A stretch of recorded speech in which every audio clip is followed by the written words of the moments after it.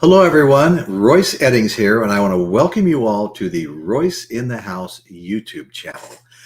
If you've seen the advertisement, tonight we're going to be talking about legendary Eric Clapton, one of my favorite all-time musicians and guitar players, of course. Okay, so I captioned this show, Eric Clapton is God. Do you agree or disagree? Let me pull up a picture here real quick. Okay. Eric Clapton is God, all right? The line was popularized after being spray painted on a wall in London during the mid-'60s. And that's when I became a big fan of Eric Clapton in the mid-'60s. And you know, I got to tell you, folks, I became a big fan of Eric Clapton in the mid-'60s, and I have been a fan ever since. I still listen to so much of his music on the various bands he was in and his solo stuff too. And I will be showing a few of those albums tonight. So anyway, Eric Clapton was a member of the Yardbirds and John Mayall during that period of time that this Clapton is God started showing up on walls in London, okay? He was born March 1945 and in an English rock blues guitarist singer. Hold on one second. I need to check something out here, folks. Sorry. Eric Clapton was born March 1945. He's an English rock blues guitarist, singer, as we all know, and songwriter. He is regarded as one of the most influential and most successful guitarists in rock music. He ranks second in Rolling Stone's Hit 100. I have that magazine. A list of top 100 guitarists of all time. Fourth in Gibson's list of the 100 greatest guitarists of all time. And he was also named number 5 in Times Magazine's list of the 10 best electric guitar players. And that was done in 2009. Okay. After playing with a number of different local bands, Clapton joined the Yardbirds in 1963, replacing their founding guitarist. Okay, dissatisfied with the change of the Yardbirds from a blues-based rock group to more of a radio-friendly pop group, he left in 1965 to play with John Mayall, considered maybe the greatest blues band in all of London. So he teamed up with John Mayall and the Bluesbreakers on leaving the Yardbirds. Okay.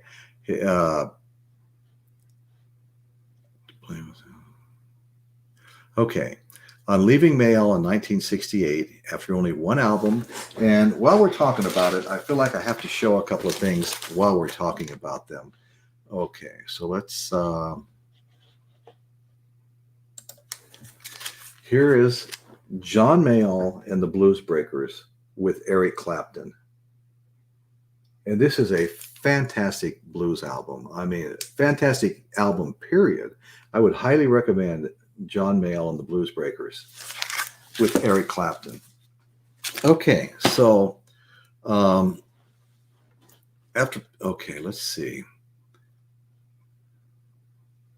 Okay.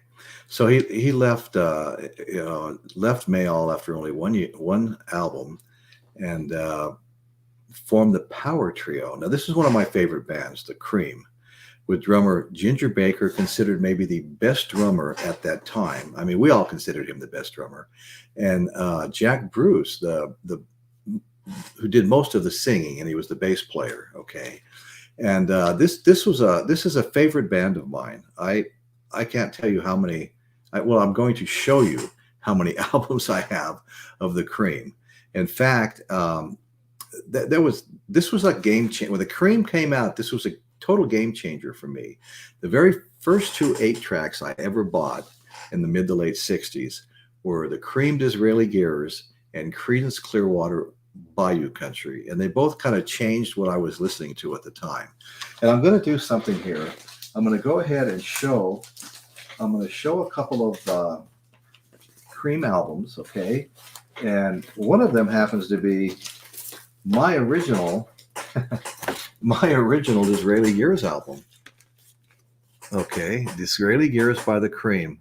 I love this album. I can't think of a single album I've listened to as much as I've listened to this album. I mean, I'm getting close with my Jimi Hendrix stuff and my Led Zeppelin stuff, but I mean, I absolutely love this album. Cream, member of the Cream, was tasked with coming up with this song. Okay, I slowed down a little bit here because we're being joined by the one and only Michael Nolan from The Bottom Line. Michael. Hi, Royce. And sorry I'm late, brother. Hi, Michael, and so many of the other people that are joining now in the chat. I made a new friend today, Ruth Ann 7, and we were on a show together, Dis Harris Dis's show. We were having a lot of fun. We were having a lot of laughs, and Ruth and I subbed each other, and here she is on my show tonight, and I really appreciate it. And I just want to say thank you while I'm at it to a number of people that have joined the chat since I've had that picture up and we couldn't see it. We've been joined by, oh my God, I can't even hardly find the bottom of it.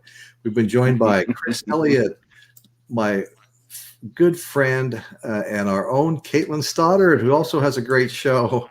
Yes. The Music Sanctuary, of course, Ruth Ann 7, who I mentioned, James Watson, Dan Goucher, Angela, my good friend Angela. Good to see you, Angela. Really glad you're here. And let's see. Let's go on down now. We're going through the list here. Okay, You've got some people that are Manny Manov has joined us. James Watson. Okay, great. So this is the last Cream album I was showing. Goodbye. I've showed about 6 of them. And what I wanted to say about that Cream album is there's George Harrison and Eric Clapton were good friends, okay? And they'd helped each other write a song.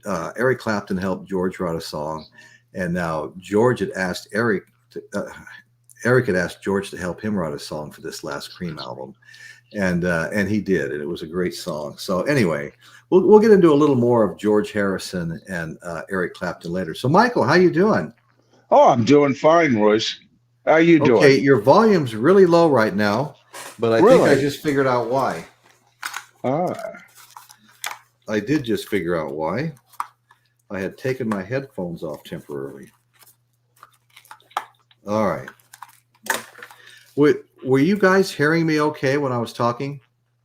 Well, I heard you. I don't know if you're hearing me right now. Oh no, you're loud and clear. You're loud and clear. Okay. All right. I had my headphones off for a couple of moments. Okay. So we're back on now, and so we're talking about Eric Clapton, one of my favorite musicians of all time. I loved his blues bass guitar playing, and he got into a little bit of a more he got a little bit away from the blues at times, but it was still great music. I didn't have a problem with it. He's so iconic. I know you're a big fan too, Michael. Oh yeah. Yeah, I think Eric Clapton, when first of all, for a solid decade, and we're going back 50 plus years, he was my favorite guitarist of all time at that point, until I heard Jimmy Page. And so I kind of put him down after about 10 years to the number 2, Jeff Beck at number 3, Jimi Hendrix at 4, and then I started really listening to Jeff Beck. So Jeff Beck bumped up and Eric down to the number 3. But, you're talking about, if you're talking about even the top 50 guitar players in rock and roll, you're talking about monsters who are incredible guitar players. All right. So we're talking the very tip of a long, long list. Right. And, here's how I think of Eric Clapton, Royce, is Eric Clapton was rock and roll's first vagabond. He was rock and roll's first hired gun. He was rock and roll's Clint Eastwood with a serape hiding his gun hand that could outdraw every mother in the room, right? I love that you said that, and I'll tell you later, okay? Yeah, but you know what I mean. I mean, one day's with the Yardbirds, then it's John Mayall, then it's Cream, then it's Derek and the Dominoes, somewhere in between, he meets Carl Radle, Jim Morrison, and Bobby Whitlock during the All Things Must Pass album. And he creates Derek and the Dominoes and completes that cherry with working with Duane Allman. All right. So, and he was answerable. See, he even said this once, Royce. He said, I don't see myself as a team player. I get bored easily, and I'm always looking for the next thing, right? And so, right.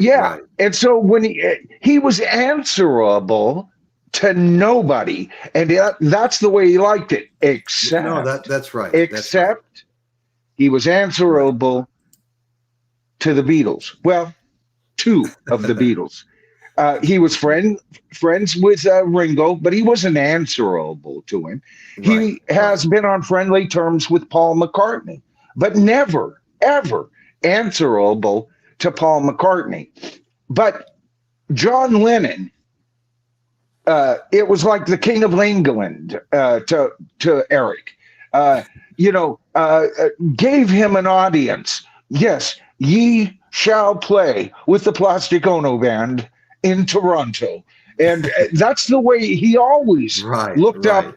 And by the way, everybody, McCartney did take over as far as, molding projects, getting the Beatles whipped into shape, driving them and everything like that. But there was never a point where Paul McCartney was the leader of the Beatles. John Lennon is and always shall be the leader of the Beatles. And so when John Lennon beckons, he got his ass right up there to the throne, didn't he? But then he also had a personal friendship with George Harrison. So personal that when he's busy cold turkeying from heroin, he's up on stage for the concert of Bangladesh at George's acknowledgement that he should be there. No, they're all closely tied together. So, besides those two influences who could kind of get his ass into gear, he marches to the tune of a different drum. Right. And that's why I love him so. Oh yeah, well, there's a couple of things that I was going to show, and let me just get it out of the way. Okay, here's the Yardbirds. Okay, the Yardbirds band, and Eric Clapton was in the Yardbirds. Eric Clapton at one time, Jimmy Page at one time, Jeff Beck at one time. Now Eric Clapton didn't play with the other two, but Jeff Beck and Jimmy Page did play for a while together, with Beck leaving first, Page being left when they completely broke up, and formed a band called the New Yardbirds to go fill some concert dates. So this is an album I want to show here real quick too. I have a lot of fun with this one. This is again the Yardbirds, and I have a couple of other Yardbirds albums that I'm not sure that I don't think Clapton played on them. This is called Golden Eggs, the Yardbirds. And what's fun about this one, if you look on the back, and this lighting is okay. There's a chart back here, and it shows where everybody went throughout their career. Okay. It shows, it shows Eric Clapton, and he took off. He was with John Mayall and the Bluesbreakers. He was with the Powerhouse Trio with Stevie Winwood and John Paul Jones, the Cream, of course, Mothers of Invention, Blind Faith. It just goes on and on. It shows there's a graph here that shows where all of these guys went. And so I really get a kick out of that one. So we just finished talking about the Cream, and I showed a couple of albums. Next, Eric started, Blind Faith, with Stevie Winwood, Child Prodigy. Stevie Winwood was playing in bands where he wasn't even old enough to be in these clubs and bars, with his back to the audience playing keyboards. So people really couldn't get a good look at just how young he was. Okay. Once again, as with the Cream, Ginger Baker was the drummer for Blind Faith, but we also had Rick Gretsch was also in that band too. So that was four people in that one, but that was a fantastic band too. And I have to show that album. Oh, it was a big ass band. Only because my older brother bought this for me. You've heard me tell stories about my older brother recently, Michael, but he bought me this for my 16th birthday. Oh, wow. Yeah. Great. So great. Little history there. And of course I also have the Best of the Cream. And, whenever I see a Cream album, I can't help myself. I have to buy it, And after the Blind Faith broke up. You know, Eric embarked on his solo career in 1970. Along his solo career, he played and performed also with Bonnie and Delaney, Derek and the Dominoes, which was Eric Clapton. And there's a story behind that too, with whom he recorded Layla, one of his signature songs. He continued to record a number of successful solo albums and songs over the next several decades, including a 1974 cover of Bob Marley's I Shot the Sheriff, which actually helped reggae reach a mass audience. It hadn't been that big until he did I Shot the Sheriff, okay? And following the death of his son Connor in 1991, I think it was a 52 or 53 story apartment building. Connor fell out the window, and it was his wife's girlfriend's apartment. Very heartbreaking. I felt so bad when that happened. Yeah, me too. And then he came out then with Tears in Heaven on part of his Unplugged sessions. In 1996, he had another top 40 hit with the R&B cover "Change the World." That's a great song too. "Change the World" is a great song. So anyway, yeah, and it was attached to a really big movie, so with that song and some of the acoustic-based concerts he was starting to do at that time, he got a whole brand new mom and pop audience that he had never had. That's absolutely right, you know. Yeah. And in 1998, he released the Grammy Award-winning "My Father's Eyes." That's a great song. He's got so many great songs. The more I review him and look at him closer, it's just oh my God, it's just an amazing artist. Okay, so since '99, he recorded a number of traditional blues and rock albums, hosted the periodic Crossroads Guitar Festival with some real blues icons. His most recent studio album, "Happy Christmas," that was 2018. Some of this stuff might be slightly dated. Let's see. Clapton received 18 Grammy Awards, as well as the Brit Award for Outstanding Contribution to Music. In 2004, he was awarded the CBE, another English thing, for service to music. He has received four Ivor Novello Awards from the British Academy of Songwriters, Composers, and Authors, including the Lifetime Achievement Award. He is the only 3-time inductee into the Rock and Roll Hall of Fame. Okay, once as a solo artist, once for his work with the Yardbirds, another time for his work with the Cream. In his solo career, he has sold more than 280 million records worldwide, making him one of the best-selling musicians of all time. In '88, Clapton, a recovering alcoholic and drug addict, founded the Crossroads Center in Antigua, a medical facility for those recovering from substance abuse. Did you know that, Michael? No, yeah, I'd heard all of that. I'm a big Clapton fan. You know, if he was featured in an interview in a magazine, I went out and got it. None of it I committed to memory, but Right. everything you say sounds absolutely true as far as the story goes. I was going to ask you, did you hear his latest song? Well, I'll tell you, I have. Well, I think it's his latest album, right? No, here. this was just released online, I think, so far. Oh no! I haven't heard it. Have you heard it? Yeah. And first of all, it's a nice song. It's got a nice melody. It's well produced.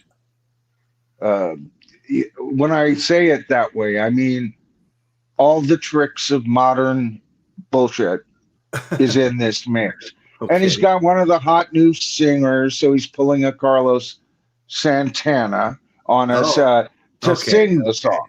So he plays guitar on it, and he's got a couple of upcoming superstars, and it sounds and it's not as good as Santana's attempt. There's nothing really wrong with the song. I mean, if it's playing on the radio, which I guarantee you, it'll get some sort of airplay, but it'll be AOR.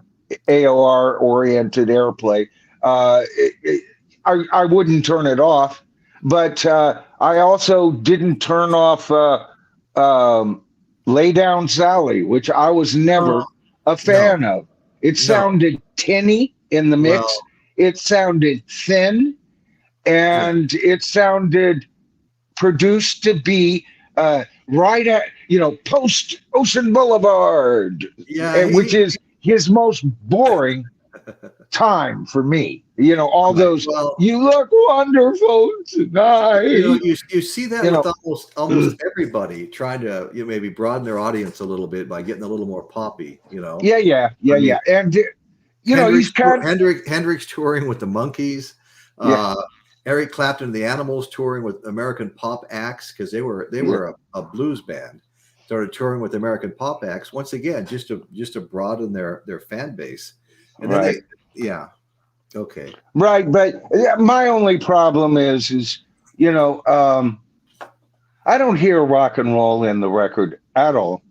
And like I said, I yeah, have always not been my least favorite period for Clapton was the 70s, and he was knocking hit after hit after hit. Now, some of those hits are fine. I made fun of Wonderful Tonight. It's actually when you know about the story about it and everything. And well, if yeah, I haven't heard it, in the last 2 years, I'll listen to it again and enjoy it. But I yeah, got so tired. I started getting tired of him with the Ocean Boulevard album. yeah. You know, I have that one. Yeah, yeah, and yeah. it's still Not a it's a favorite. good album. Yeah, It's a it's most still yeah. most people put it up as either his number one album when they rank him or his number two or three album. I think personally, there's no doubt about what's his best album, and it's Derek and the Freaking Dominoes. No, Uh, no, hands down, hands uh, down. Derek and the Dominoes album, Oh to yeah, me, is as good as Abbey Road, as good as Barnstorm, as good I could not agree more. as the Queen 2 or Night at the Opera albums. It's as good as the Desperado album by the Eagles. I know everybody goes, but what about Hotel California? It's a weak album. All right, it's got some great hits on it, Yeah, and right, right. and when it's good, it is as good as anything created. But there are a couple of cuts on there. Oh yeah, yeah, Oh, I just thank God for CDs when they came out, Royce. I uh, just flick them. You yeah. know. Well, did you notice the comment I have up from the Music Sanctuary? Clapton's finally out touring again. Maybe that has a little bit to do with the new song that he just came out with, Michael. Yeah, yeah. It's Yeah, all connected. You've got to get the big, companies behind you right, to right. finance the tour That's and exactly right. meet what you want to get out Oh of yeah, it. oh yeah, And so it's we've covered this on my channel a ton of times, as you know, Royce. It's all an eloquent dance around the goddess Shiva at the Electron Collider kind of right, stuff, right? Isn't it? right, I right. Oh mean, yeah, yeah, the dances, the concession areas have to get, make a deal with the security people who are connected to the medical emergency team, and they all want a piece of the band's merchandise, and the band is paying to play. They get a few tickets that if they can sell, but they're unknown.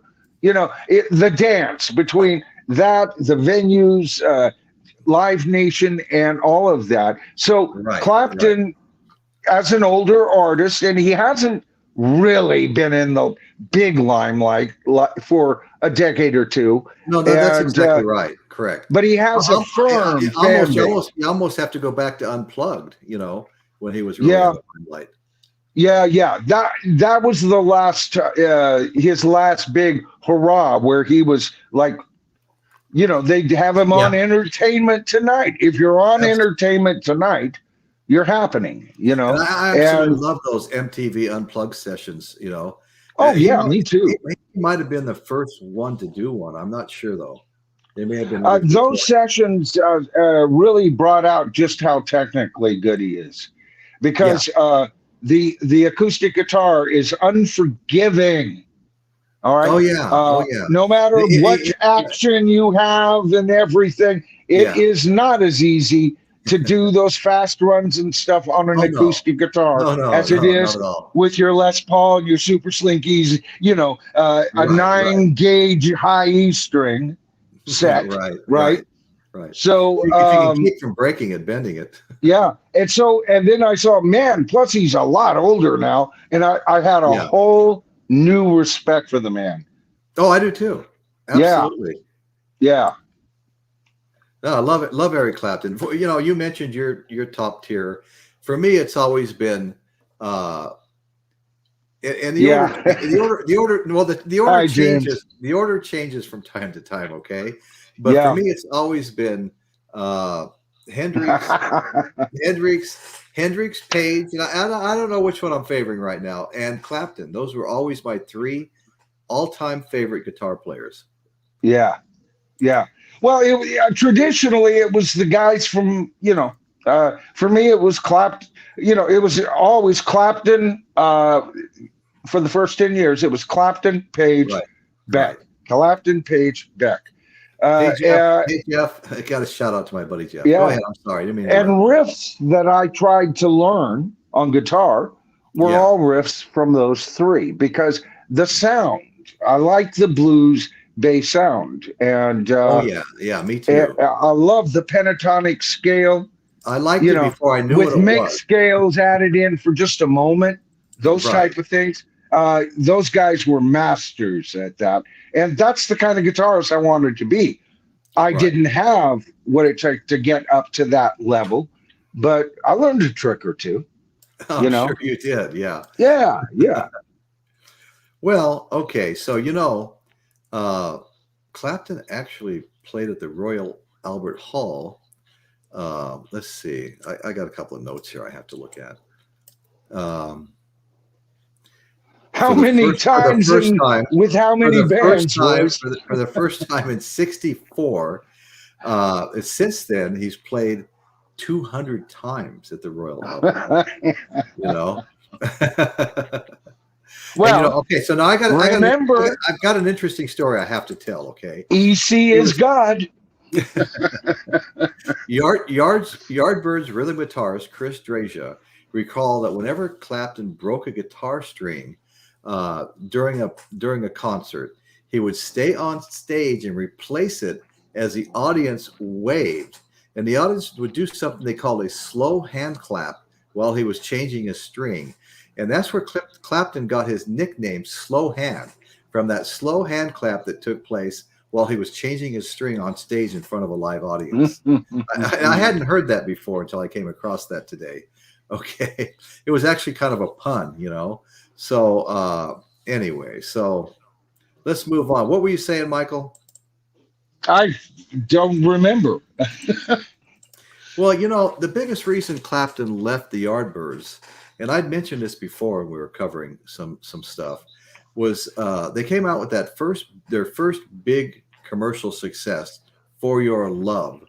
And, the writer also wrote songs for Herman Hermits, the Hollies, and later achieved success of his own as a member of 10cc.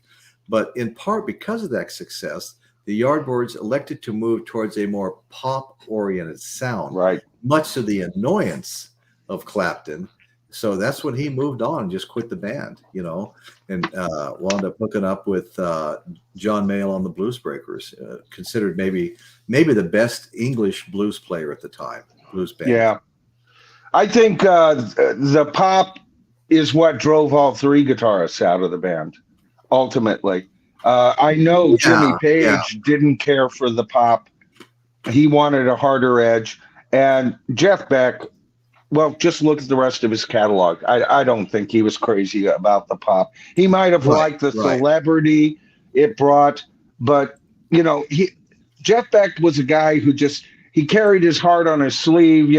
They're in California or somewhere on a tour, and his girlfriend's ready to break up with him, so he quits the band and off he goes to save the day, and Right, no more right. Jeff Beck in the Yardbirds. It was that No more simple. Jeff Beck. Well, he was Yeah, also working on his Beck Bolero.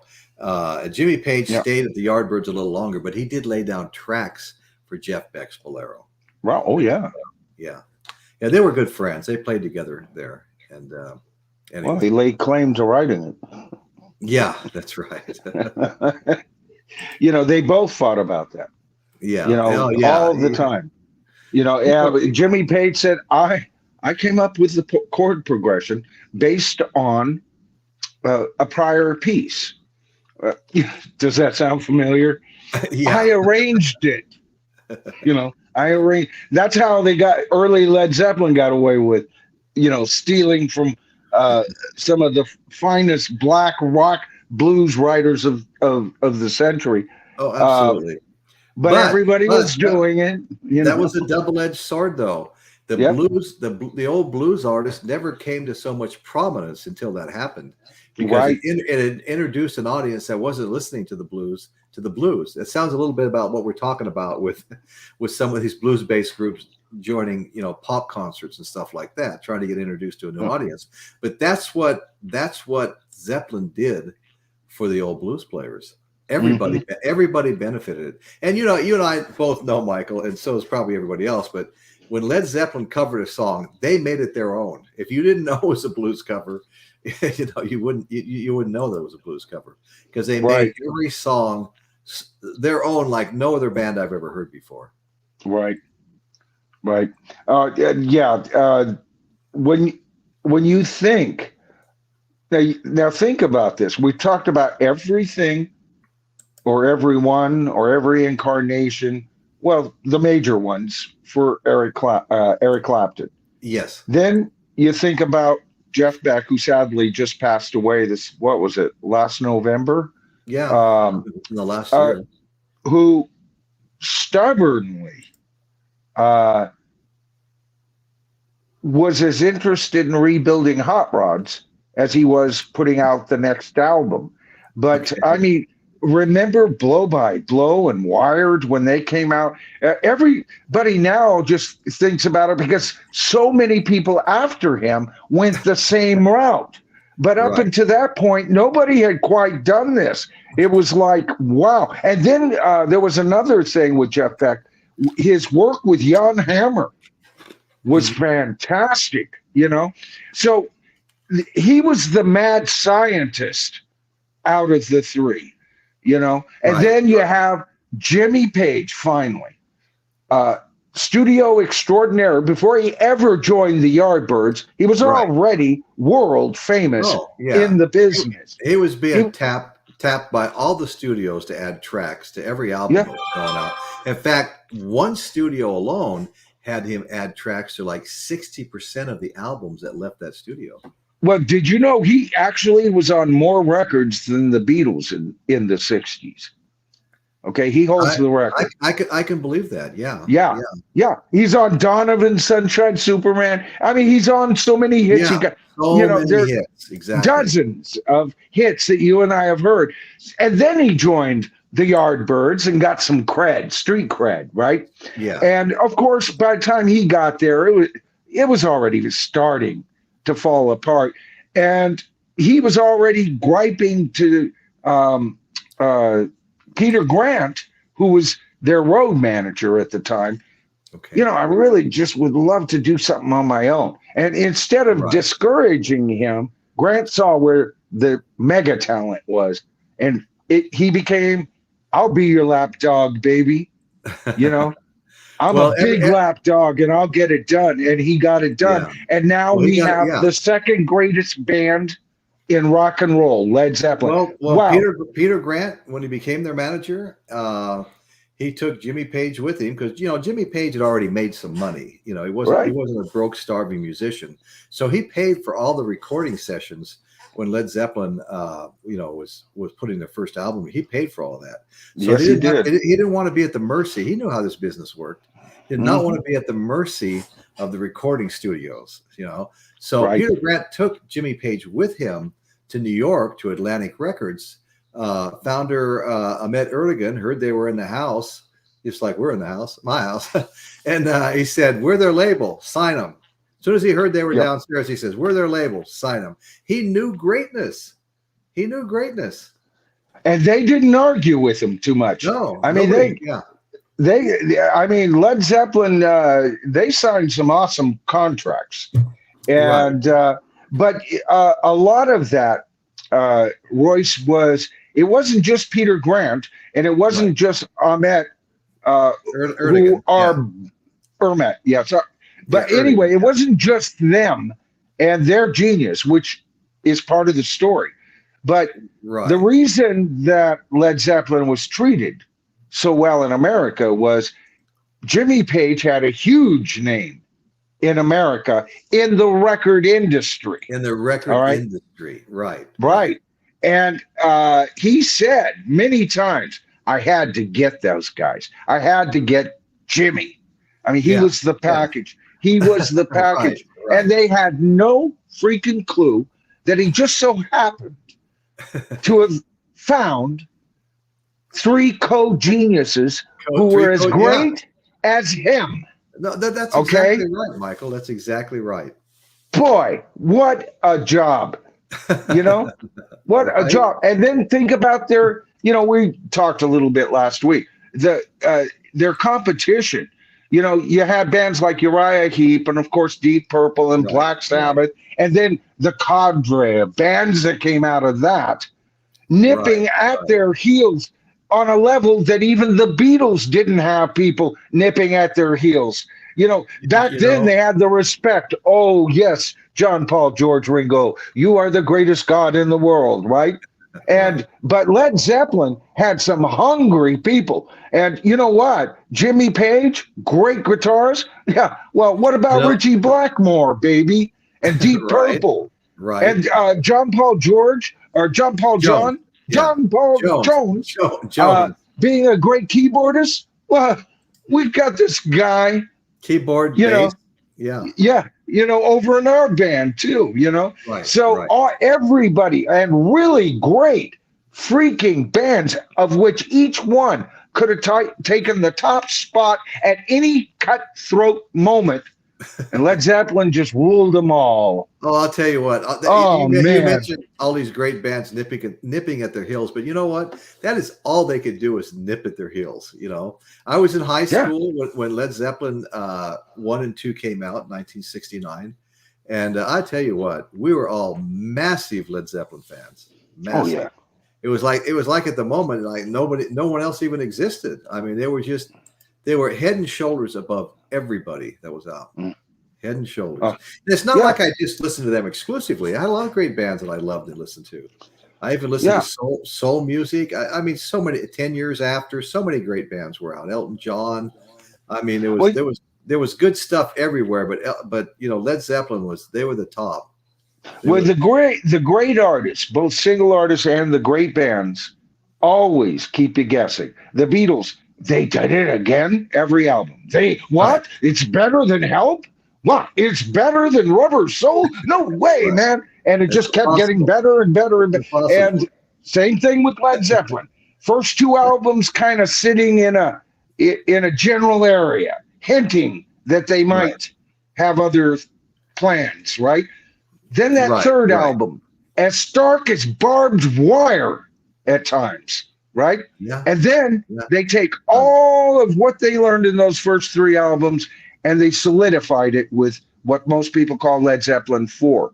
But not happy with just that. Most people call Then they come up with, and I am moving Houses of the Holy back up to the number one position on my list. I've reconsidered.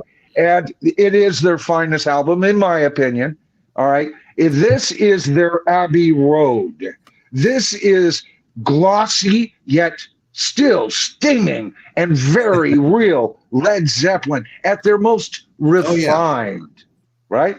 Yeah. Oh, yeah. And then they turn around and they follow that up with what a greatly maligned album, Right Back to the Edge. I mean, it could have been Led Zeppelin 3 with Presence. And then Cashmere and Physical Graffiti and the wait a minute, I thought we already had a White Album. Nope. not this one, right? Right. And even in Through the Outdoor, when two of their members were very sick and at their weakest point, there's Right. brilliance on that album. I think that's the weakest of the studio albums, and it's still an A plus album. Well, an A Right. album. The others are A pluses as far as I'm concerned. No, exactly. You know, Yeah. by early '67, you know, Eric Clapton's fans, you know, were portraying Clapton as Britain's top guitarist, and that predates, you know, Led Zeppelin and stuff. Oh yeah. They were '69, so it was 2 years before that. He found himself rivaled by the emergence of Jimi Hendrix, an acid rock infused guitarist who used wailing feedback and effects pedals to create new sounds for the instrument. Hendrix attended a performance of the newly formed Cream in central London at Polytechnic on October 1st, '66, during which he sat in on a double-timed version of Killing Floor. Boy, God, I wish that was recorded somewhere. No kidding. Top UK stars, including Clapton, Pete Townsend, members of the Rolling Stones, and the Beatles, avidly attended Hendrix's early club performances. Hendrix's arrival had an immediate and major effect on the next phase of Clapton's career. Right. And he really had an immediate effect on the next phase of everyone's career. I always said, you know, when you compare Clapton, you know, there's the old story, you know, Jimi Hendrix being asked, how does it feel to be the greatest guitar player? And there's a couple of quotes on that one. One was, I don't know, go ask Rory Gallagher. And then you said somebody else once. But the first quote I ever heard was, I don't, you know, how does it feel to be the greatest guitar player on the earth? And he said, I don't know, go ask Eric Clapton. You know, okay, right. You know, Michael, in spite of his onstage persona, where he was, you know, sexually charged performances. I did a little video recently about Eric about Jimi Hendrix actually opening for the Monkees, and that's a funny little video. It's only 8 minutes long, but I had a lot of fun with it. No, I saw it. It was great. Yeah, thank you. You know, he was driving everybody crazy with that. Yeah. Anyway. Yeah. Well, you know, when you compare the two guitarists, Royce, Jimmy was the meteorite that flew over Tunguska. Okay. Right. At the time, you know, at that stream into the frozen tundra, while it's still in the sky, was the time period that he was alive and producing music for us. Nobody could see that Halley's Comet was approaching periodically because the brightness was so much closer. That was Hendrix. Halley's Comet is Clapton. Oops, here he comes again. Oh, he's Cream this time. Oops, here he comes again. Oh, this time he's with Delaney and Bonnie. Oops, here he comes again. You know, he's like, so which is greater? Halley's Comet that's here for near eternity, you know, for a long period, or Jimi Hendrix. But then, and Hendrix, because of his short period, remains a fixture in time by his very style. I wish to God we had gotten him longer, because I would have liked to see the guy get into his 30s, even into his 40s, and where would he have gone? Man. It's impossible to say, because he was changing all the time. Yeah. But he brought a new element, you know. He infused this psychedelic acid rock in with his love of the blues, because he was a bluesman. And he played for a while there. He played nothing but blues early on, blues, rhythm and blues, and soul music, and it was all blues based, and that's what he did. But he brought in that psychedelic aspect to it, and he just knocked it out of the park with that. I mean, the world was ready for it when it happened. Okay. Yes, you know, I was just listening to the Star Spangled Banner. Right. Okay. Oh yeah. And it's going to be on my list. I'm going to be doing a video. I told you my top 10 favorite guitar solos of all time. And it's going to be high on that list. Okay. Because here is Jimi Hendrix explained in this solo. First of all, it's the Star Spangled Banner. Dun, dun, Right. dun, you know, all right? Oh yeah. But there's a Like warp. like you've never heard it before. There's a warp to each note. That tells you something's not right in paradise, honey. You better go search for Eve. Something's up, right? Go find her, Adam, because it sets the American dream, you know, Star Spangled Banner, but it's played with his, you know, like it's, well, this is the Star Spangled, you know, welcome to the Star Spangled Banner zone. You know, this is a different Star Spangled Banner. And then the sounds of bombs bursting in air. Oh yeah. Okay. That's brilliant just on that alone. But think about it. Brilliant. Yes. Think about all of the artillery and the bombs bursting in air. How did he upgrade that to sound like 20th century warfare? You don't get the vision in your mind when you listen to that solo that this is 1776, baby.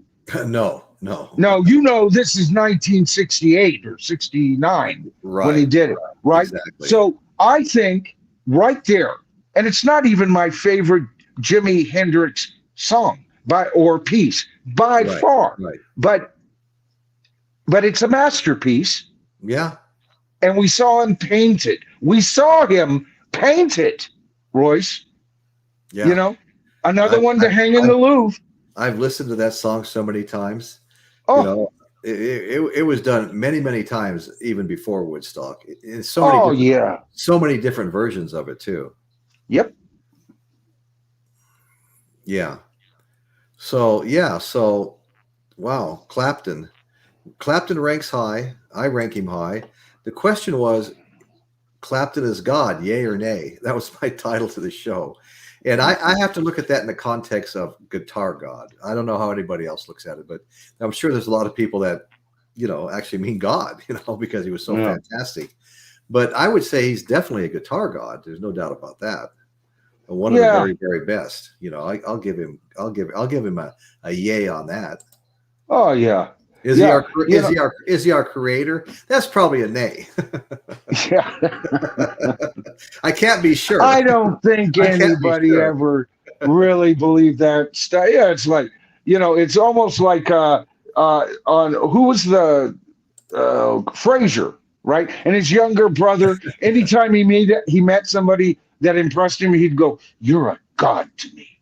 You know, I think that's what, you know, it's tongue in cheek. Right. Oh, but, you know, it was a claim. You know, he is the king of guitarists. Or is he a guitarist of kings? Right. Exactly. Now, would you say Clapton's best work is solo, or is his best work in the bands he was in, like the Cream, Blind Faith? Let's hear from the chat. Clapton is a solo artist. Clapton is a solo artist, or Clapton in the bands he played in particular the Cream. The Cream was a big, big band for him. And I mentioned this earlier. The Cream actually changed my direction in what I was listening to. You know, first 8-track I bought, you know, Cream Disraeli Gears, and I bought 2 at once. I just put my 8-track in my 55 Chevy. I bought the Cream Disraeli Gears and Bayou Country by Creedence Clearwater. And I still listen to both today. And they're still 2 of my favorite albums of all time. I have to tell you that. Well, Cream was, you got to put yourself back into the 70s or 60s mindset. Okay. Right. We were just tickled to get, you know, Mom bought me some Silly Putty. Right. I bought a new comic book. Right. Right. Okay. Fancy kids had Stingrays. Right. Most of us just had a big old hunk of a bike. Yeah, big old hunk of a bike. It was a different world at that time. So when bands like Steppenwolf came out of the blue with Born to Be Wild, Magic Carpet Ride, and Magic Carpet Ride was Cream coming out with just as shockingly as, you know, you got the picture of Dennis Weaver and Peter Fonda on motorcycles with their song "Sunshine of Your Love." Yeah. I mean, amazing stuff. Cream Disraeli Gears. That was a very psychedelic album. And 3 equals in that band, and that's why they're so great. That's right. That's right. Ginger Baker was every bit the drummer that Eric Clapton was the guitarist, and Jack Bruce's vocals. Jack Bruce is one of rock's very best bassists. He's got a great set of vocals, pipes, great vocals. Yeah, he's a damn good songwriter. Right. Jeff Davidson says Clapton's solo. Let's see. Was Peter Green a guitar god? Okay. In a way, yeah. Caitlin says both. And he wrote Black Magic Woman. Ruth Ann 7 says CC&R. She's commenting on it. Creedence Clearwater. Huh? Yeah, love Creedence Clearwater. Always been a fan. Me too. Always gonna be a fan. I still listen to the stuff I listened to in the 60s. Now that doesn't mean I'm not listening to a lot of new stuff too. I am. But it's all similar to the style that I've liked since the 60s. Well, John Fogerty is a hero of mine. All right. Talk about a man suffering for his art. He was that serious about it, and finally got some justice. We finally know who the man in the iron mask was, right? Right. No, he was put in an iron mask for decades, Royce. I know. Look sad. Chris Elliott says his best work was with bands, although it's pretty close. I thought that was a good comment. Yeah. Angela. No, that was sad. And I missed my opportunity last year to see John Fogerty in concert. I missed the Red Rocker Sammy Hagar 2 nights ago. Yeah. He opened at the fair on their first night, and it was hot. Good point. I mean, it was like, I think that day it was 110 degrees, and me too. I'd already since decided I wasn't going to go. I do have the Jason Bonham tickets for September, and there's some other shows coming up too. They get announced all the time at Vienna Robles. Wonderful small venue. It's just like I said, it's a winery. It's not a big stadium. It's a winery.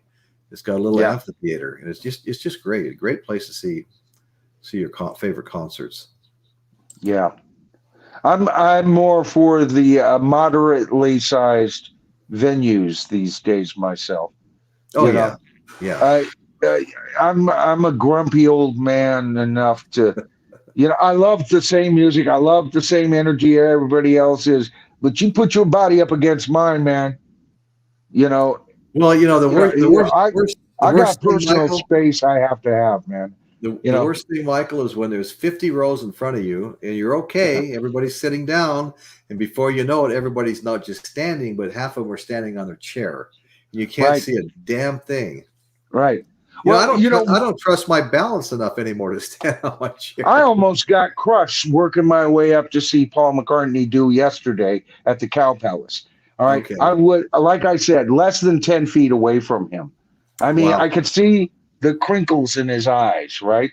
I mean, but that was a personal quest. I was after the elusive, Paul McCartney mug, and as you know, I'm a major Lennon and McCartney fan. Oh, I know you are. So that ought to tell you something. That's how much I love those guys, because even as a young man, I want my personal space. Don't be rubbing up against me, dude. Smack you. Stop. It was Delaney from Bonnie and Delaney, who Clapton played with for a while, who was encouraging Clapton with his singing. Clapton didn't start out wanting to sing, right? And he had a backing group, Delaney and Bonnie. Clapton recorded his first solo album during 2 brief tour hiatuses titled. Is that the Let It Rain album? Well, let's see. No, it was titled titled Eric Clapton, self-titled. But that's one that's got Let It Rain on it, isn't it? Oh, I think so. Yeah. Because that's the first album I bought from him. Okay. Yeah. Bonnie co-wrote "Let It Rain." You're right. Yeah. Yeah. And the album yielded an unexpected U.S. number 18 hit. And Yeah. J.J. Cale's "After Midnight," they did that. Clapton also worked with much of Bonnie and Delaney's band to record George Harrison's "All Things Must Pass" in the spring of '70. Okay. Yeah. So, I also heard, before I heard that Bonnie from Bonnie and Delaney had encouraged to sing, and I had heard that not Jethro Tull, what am I saying? But the bluesman from England that we were just talking about. Let's see, I've got his album right here. Had encouraged him. Okay, well, while I'm on the subject of albums, I've got to show a couple more albums since the show's we're getting deep into the show. Okay, during the whole pandemic, Eric Clapton recorded this. Okay, and I know it's a little bit hard to see. I did something different with my lighting tonight. I basically turned it off, and this is called Lockdown Sessions. Okay, The Lady in the Balcony. And what this has here is, like, in February 2021, Eric Clapton's live shows at the Royal Albert Hall were canceled due to the global pandemic.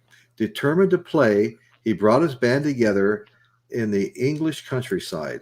In the absence of a live audience, he decided to record the performances. This 2 LP set is a culmination of their sessions together at Cawdry House, West Sussex, England. Okay, so it was Eric Clapton, Chris Stanton, Nathan East, and Steve Gadd.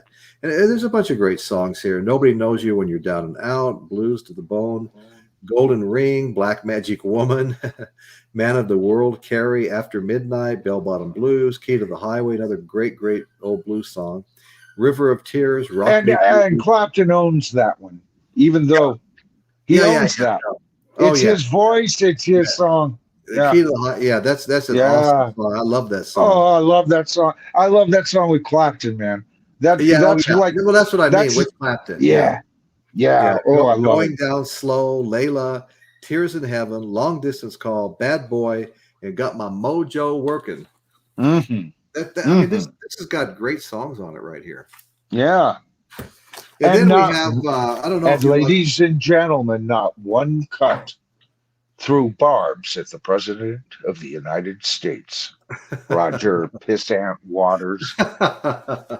His lockdown sessions were brilliant too, but I got to tell you, his little barbs, his little, pre-World War III barbs, just ugh. I love what Roger, and you're right. One of I forget who it was that said they saw my video on. Good Lord. Roger Waters' reworking of the song Money. Yeah, Money. Yeah, right? Yeah. I watched that early this morning. Yeah. Yeah. And you know what? He's raped that song.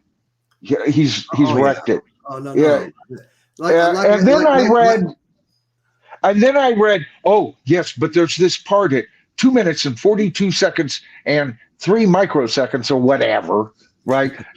Where Tchaikovsky's third intro into induction is played underneath. I don't know what, it's some classical artist. All right. And I'm sorry, I'm not making fun of it, but it's like still shit.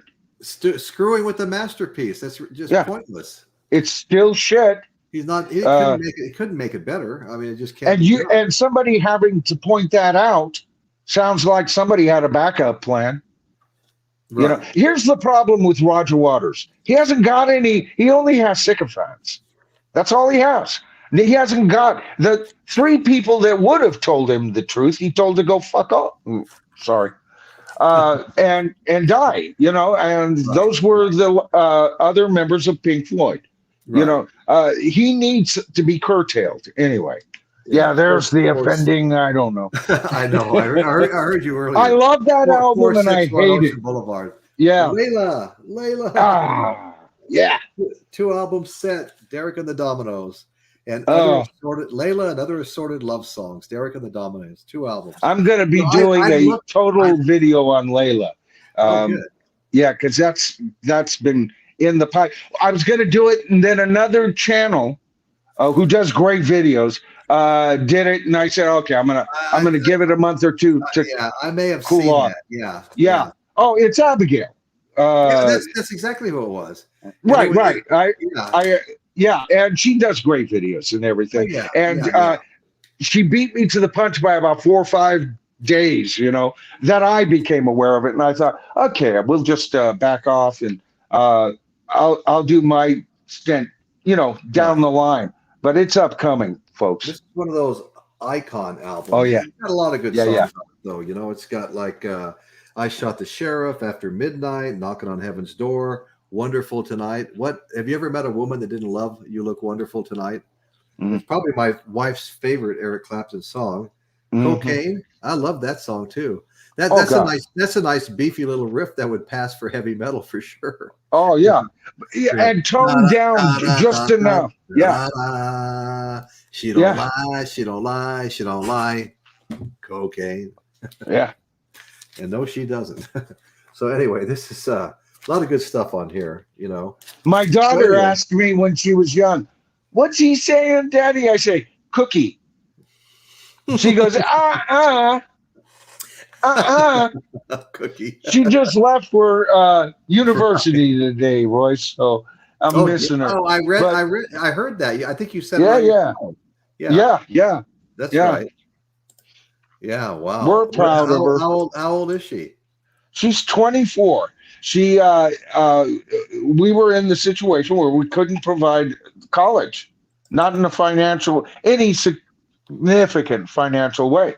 So she took a year off after graduating with honors from high school, and then she worked her first job, did her time for a year, and then joined up at our local JC, graduated with honors, 2 degrees.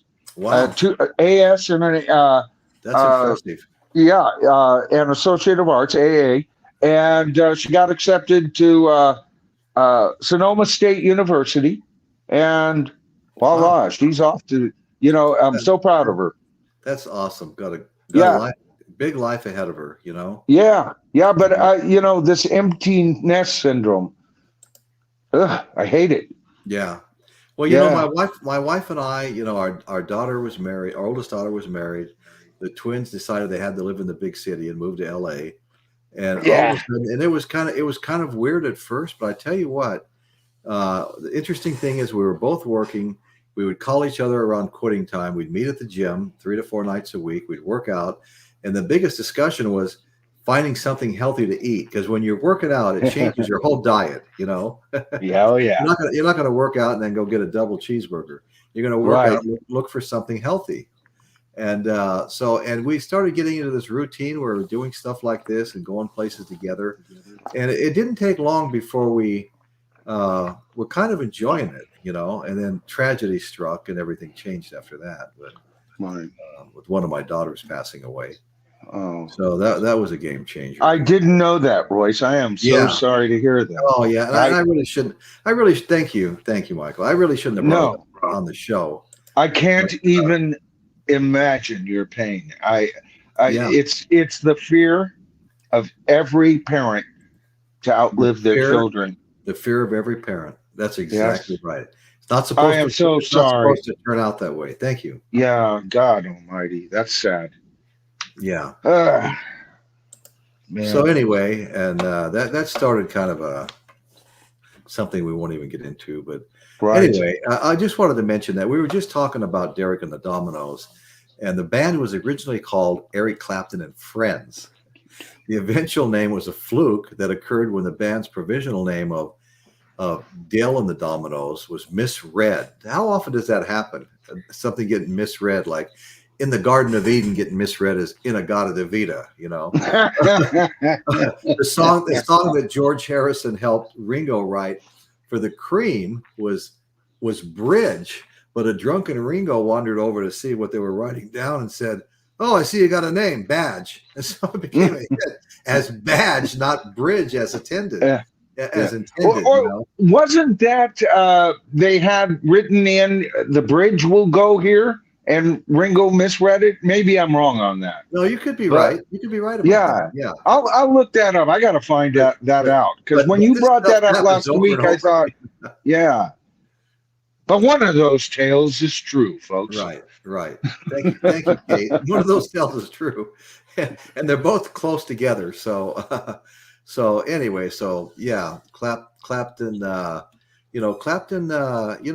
He met Patty Boyd. Through her husband George Harrison. George Harrison and Clapton were great friends, and Yeah. his affection towards Patty Boyd. Now, I will say that it wasn't like he I was. didn't know both of them were part Eskimo. I didn't know that either. No, part of the Eskimo culture is they share wives. Oh, You know, well, to tell you yeah. the truth, it's not as if Clapton was just some kind of a sleazeball. Sleaze not his good buddy's wife. Oh yes, he was, Royce. No. Harrison He was a hound dog. Harrison was having a lot of affairs, And, oh yeah, well no, so was Harrison. Yeah, yeah. So that love for Patty, who he was deeply infatuated with, really, and she spurned his advances. He later on, years later, they actually got married for a while. But his affection prompted most of the material for Derek and the Dominoes. Yep. It was his all finest album, Layla, Bell Bottom Blues. They were all about Patty Boyd and who knows what else. Yeah. If anybody out there has heard that album but hasn't listened to it in the last decade or so, some albums, you go, yeah, when I was younger, I used to listen to that, but some albums don't have that kind of staying power. I'm telling you, give it a re-listen, folks. Give it a re-listen. Put yourself in a happy state of mind. I'll have tea, martinis, and then give it a listen from beginning to end. You're going to be doing yourself a favor. It's a masterpiece. Oh my God. It is an absolute masterpiece. And you know what? Yes. You know what? Another thing I want to say about Derek and the Dominoes and Layla, it contained the hit song Layla, of course. But that was, in addition to Patty Boyd, it was also inspired by a post of Persian literature, Nizami Ganjavi, the story of Layla and Majnun, okay, a copy of which Ian Dallas had given to Clapton. Okay.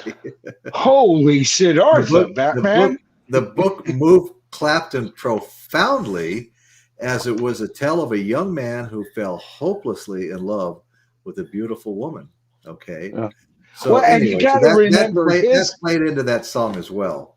Yeah, his upbringing kind of made the man he was, as far as romance and everything. He wasn't a planned little prodigy raised with a white picket fence, and he was displaced at birth. Right.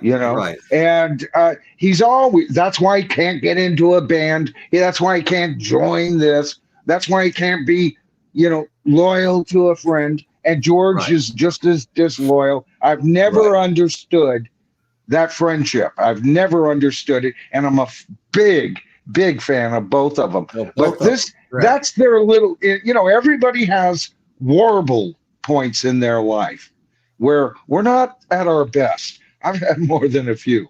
Right. Okay. Right. I really have. I've had to overcome some major warbles in my life, and I think that was one for both of them. And of course, Patty never met a man she didn't want to be in love with her. Listen to her interviews. Right. Oh, and then I said, no, George, I'm going home. Have you ever heard her? What is it? The 3-hour film they did on George by Martin Scorsese. Okay. All right. And they do all these over inserts of her voice as she's being interviewed, as they're showing footage of the Beatles and George. And, he just, you can tell she just loved being the person that people were in love with. I don't think she was ever in love. I just don't get that's interesting. Yeah. Right. right. She's always maybe it's her Britishness, and I'm not picking up her subtleties. No, I'm Right, serious, right. because No, I hear you. sometimes things like that get lost in the translation. But she seems displaced. Oh, yes. Well, and then there was the time, and I know, Right, maybe it's that, I don't know, but I've right. never been overly impressed with her. No, I no. and I thought a couple of the other girls on the train were prettier than her. Right. Well, On Clap, Hard Day's Night, she was one of the oh, gals yeah, on the train that the Beatles met. So, right. anyway, Well, I was just going to mention Angela's comment here that Clapton was raised by his grand. right, Yeah, I had a bunch of other information, but I knew this show could have been 5 hours long. But yeah, what I remember was his father, the man that fathered him, was military, and his mother was 16 years old when he was born. Well, when the war right, ended, the guy went back to Canada and never came and he never fathered. He never his father, and then he had a stepdad for a while. But I think Angela has got this right. He wound up being raised by grandparents. right. So that in itself is similar to John being raised by his aunt, right? And that might even explain why he came running when John goes, yeah, I'm just going to do this gig in Toronto, Right, right, uh, right. because I've never seen him cross the street for Paul or Right, Ringo, right. Now, as a matter of fact, if you watch the backstage stuff off of the concert for George, right, and you see anytime that it's Paul and him, there seems to be almost a standoffishness. Watch that. okay, And next time you look at that, it's like, am I picking that up? That they're polite to each other, but they're not great friends. Just like Paul's not great friends with Jeff Lynne. okay, When Jeff Lynne did the production for Real Love and Free as a Bird, okay, that was George bringing him in.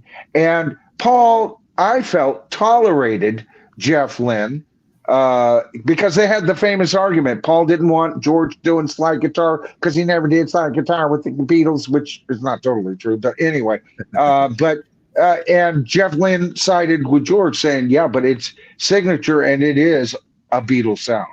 It is George, it's Beatle. And Paul had to give in. He didn't like that. So I yeah, always thought, Paul, he'll wink and nod at you. He gets along with everybody, but that's not, he's got a right. nasty. John Lennon once said, yeah, everybody thinks Paul's sweet and I'm the nasty guy. Right. I'm telling you, Paul can be as nasty and biting as the neck as I ever have been, Ever have been. Right, right. Yeah. Yeah. You get Paul in rare interviews, or if he's in an underground interview, Right. or a more underground, he lights off the F word right and left all the Right, time. right. But that's not the usual Paul we see, is it? Right. Well, Angela, read Patty's autobiography. Maybe I will as soon as I finish Yeah. Geezer Butler's memoirs that I have now that I'm reading. I have seen her being interviewed on her autobiography on that. I haven't actually read it, though, Angela. Okay. Well, yeah. So this has been kind of fun. Like I said, I didn't even cover a fraction of what I could have covered. I mean, there's so much material here. Clapton, there's just so much written about him. So much because of so much that he did and partook in. And he's just an amazing artist, Michael. I mean, again, I'm so grateful. At least a couple of my guitar icons are still alive today that go back to the mid and late 60s. Right. Right. Yeah, it's just horrible. We're losing them now. It's like, I went to a funeral a week ago, and it wasn't a couple of days later, I found out one of my friends who I lost a few years ago, shockingly, his daughter just died. It's just every time I turn around, Yeah. always for something completely different. For some folks that starts in the 50s more fortunate, it's in the 60s, and for the extremely lucky, you hit your 70s and it starts happening. But we all reached that point. Right. Has a lot to do with families and DNA and Oh, uh, yeah. Yeah. you know and a lot of things. But A lot yeah, of things. Yeah. I just lost my oldest and dearest friend. Here's how we met. I'm going up to school for the first time in Santa Rosa, California. We just Okay. moved there. I was in fourth grade. I was going to Lincoln School. I walked up. It's this big double-decker, old-fashioned school that looks like a high school from Peggy Sue Got Married, which was, by the way, Santa Rosa High School, where that was filmed, which is my high school. But this was Okay. fourth grade, and I see this skinny kid tapping with drumsticks with plastic tips on it on the side of the marble of the Right. steps that are going up. And as I was intrigued, I guess I was, and he goes, "Hi, I'm Ozzy. Want to be friends?" That's cool. And we were best friends from then on. He passed away in 2018. Okay. Yeah, 2018. Uh, And it hit me hard. I mean, we were 6 months apart. did Yeah. he You did he start still? questioning your own Yeah. mortality. Oh, yeah. Yeah. Okay. Bruce, I was just getting ready. Bruce from the R&B show couldn't make it tonight as a co-host, Oh, but I'm sorry, Bruce. he sent me a long text. He was catching a local band covering Motown tonight, and I love Motown. Oh, yeah. I've done a show on the blues, but it's been a long time, and it wasn't a very good show. It's been a couple of years, I think. Anyway, he loved Sorry to Miss, but for the record, here's my statement. Bruce is here. Maybe I can let him tell it. But anyway, so what Bruce is saying is, I'm still with you, Royce. okay. But for the record, here's my statement on Clapton. I loved everything he did in Cream, which was probably the greatest vehicle and showcase of his talent. That I agree with. Yeah. Beyond that, he continued to do great work and evolved into an excellent solo artist. His playing is the kind I favor, unrushed, tasteful, melodic, and Yeah. highly emotive, highly emotive. Definitely among the all-time Yes. greats. Absolutely, Bruce. Feel free to Yes. share this tonight. This live stream. Best of luck tonight. It'll be great. And he also went on to say that he's a big fan of the unplugged recordings, just like I am. Should check out his lockdown recording, which I showed a little while ago. I have his lockdown recording, double album set, and Wow. The Lady in the Balcony. That's what it's called. The Lady in the Balcony. It's like See how much unplugged. we miss you, Bruce. Yeah, Bruce. Damn it. Look at all the stuff we covered that Bruce just talked about. I That's why I know. love, I know. when we can get Bruce and Dan on, because we all have like a synergy or something. Yeah. Well, Dan's had some surgery, and last week he told me when he speaks, it still sounds like he has marbles in his mouth. And Yeah. and I don't know. I'm assuming Dan's going to come back.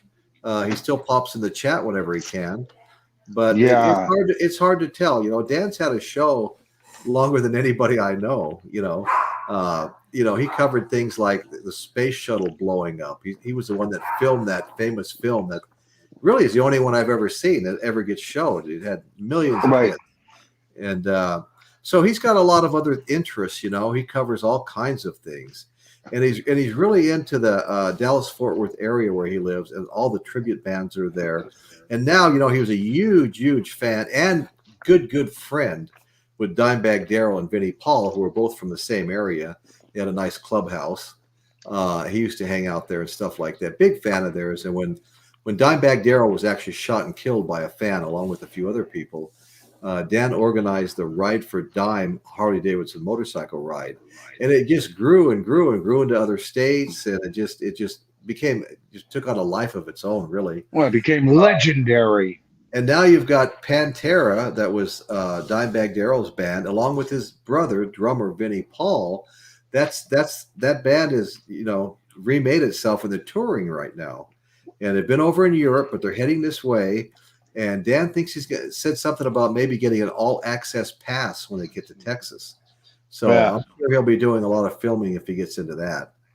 I called it, though, Royce. I'm the one that said, Because at first, oh, we're just going to do a tribute thing, and Right. and it's just going to be like a leg of it, Then they're in Europe, and now they're coming here, Right. Right. Right. here.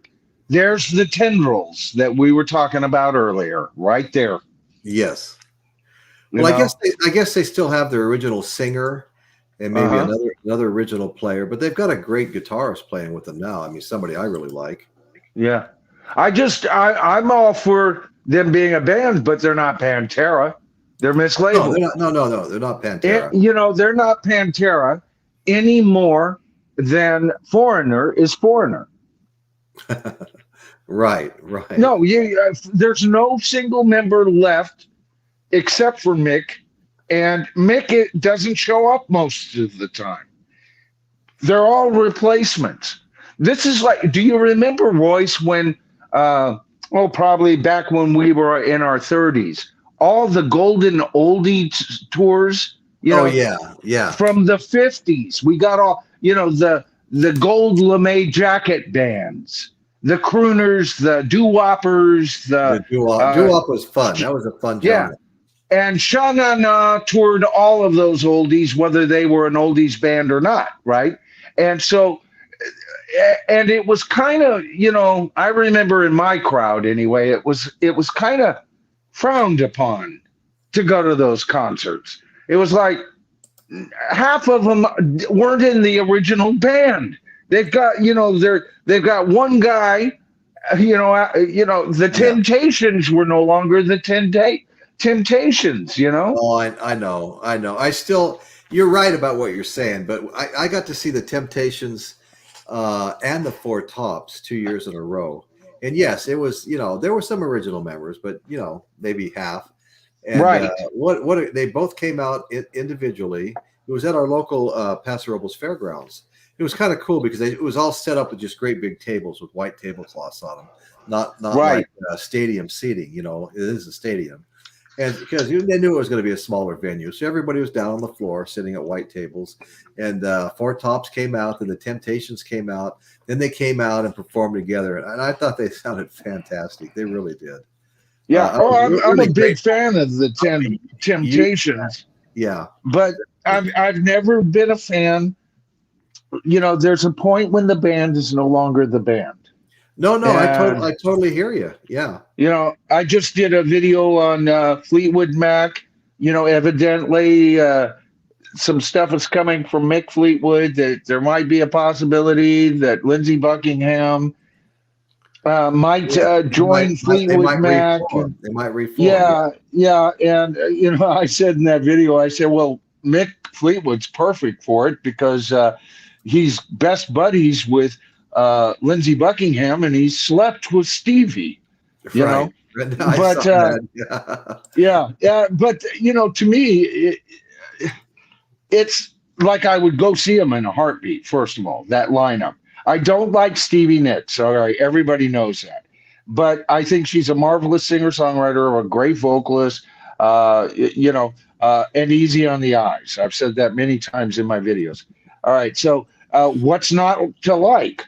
Well, the rest of her and her mouth and her entourage and her sickly little ways and her filthy, rotten, evil ways, I mean, right. I'm just not a fan of the woman, but I'm a fan of the artist, Stevie Nicks. So to see Nicks and Buckingham, and then especially if they get somebody like Sheryl Crow, or someone like that. Yeah, you mentioned that on your show. Yeah. Yeah, I would want to go see the band, but I wouldn't be seeing Fleetwood Mac if there is no John McVie there.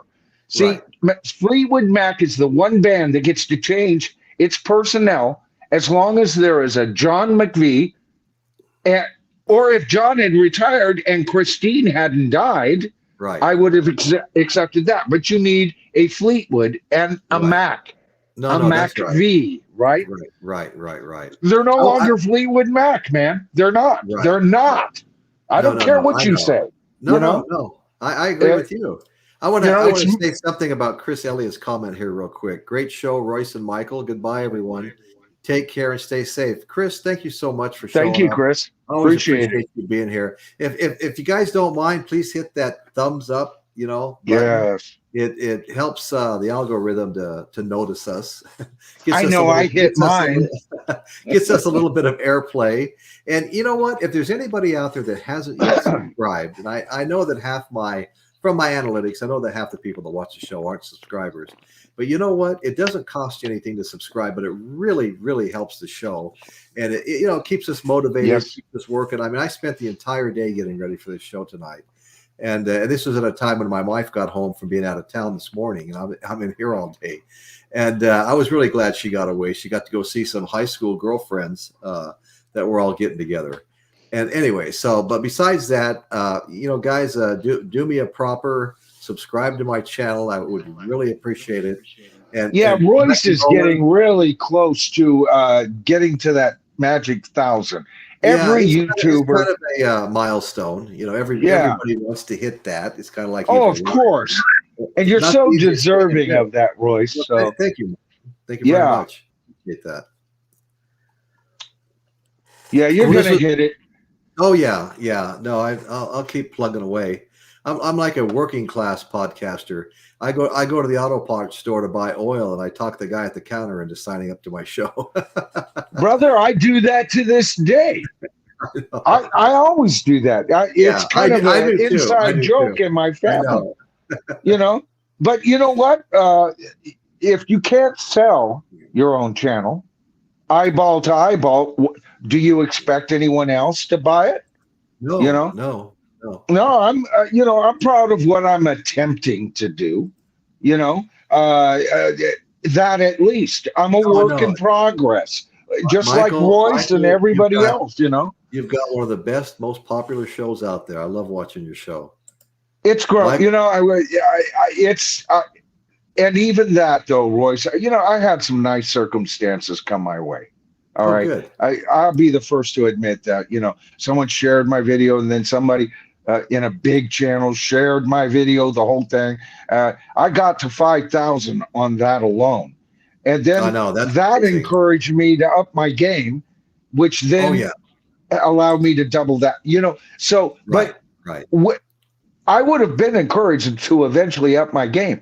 But see, if the thing with Wayne, Soul Train Bro hadn't happened, right, I wouldn't have had the sense of urgency and the timing and all of that. So even in that second phase where I doubled what I got from Wayne's sharings, I still had a lot to do with Wayne. No, I know. Yeah. So Wayne's a great guy. I enjoy his show. Oh, he's wonderful. Yeah. Oh man, very insightful and a hell of a lot more soft-spoken than me. So if you don't like my delivery, this guy will amaze you. Really. He's a smooth operator. And you know what? His viewers are extremely loyal to him. I can tell. And deservedly so. Yeah. Right. Yeah. Yeah. Well, anyway, I think we're gonna call it a night. I want to thank everybody that's watching now or is going to be watching in the future. Love the chat. You guys make it all worthwhile. I mean, doing this, seeing all you guys in here, participating, throwing comments out. I absolutely love that. So anyway, Michael, thank you for helping. Bruce, thanks for popping on late. I really appreciate that. And I really appreciate your most recent comment here. Let's get Royce to 1,000. Thank you, brother. Amen. Thank you, Bruce. All right. Thanks, now, guys. Bruce is a very intelligent man. And he's got a great show. He's super you need to listen to him and then go sub to his channel. That's right. Exactly, Michael. So anyway, thank you guys once again. And that's what's happening in Royce's world today. Good night, everyone. Thank you. Good night. Thank you, Royce.